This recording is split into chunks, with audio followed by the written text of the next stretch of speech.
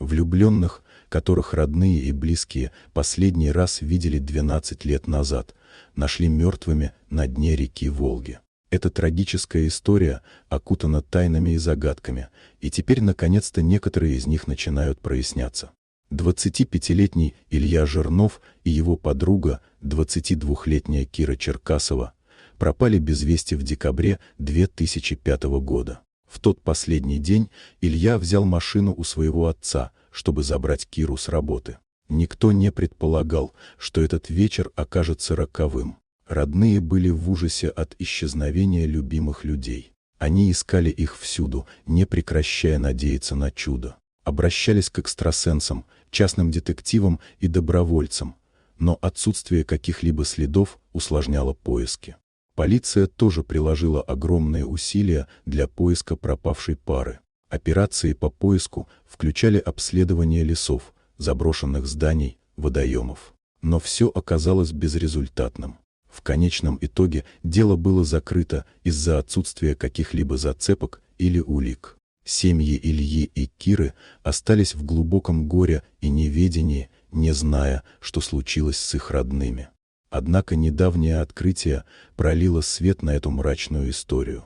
Местный дайвер, имя которого не разглашается, исследовал дно реки Волги вблизи местного пляжа в Чебоксарах, когда вдруг наткнулся на старый автомобиль, покоившийся в течение 12 долгих лет. Внутри автомобиля находились останки Ильи и Киры. Дайвер немедленно сообщил о своем открытии полиции, и началось новое расследование. Когда полицейские подняли автомобиль на поверхность и осмотрели находку, они пришли к выводу, что смерть влюбленных могла быть случайной. Возможно, в декабре в условиях обледенелых дорог автомобиль молодежи потерял управление и свалился в реку. Однако следствие все еще не исключает возможность насильственной смерти. В связи с этим продолжаются допросы и детальное изучение ситуации, чтобы исключить все возможные сценарии.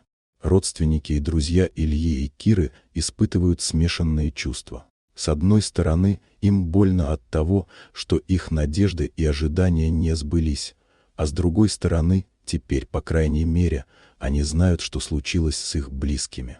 Останки тел отправлены на экспертизу, результаты которой будут обнародованы в установленном порядке. Этим решением надеются окончательно поставить точку в этом трагическом деле.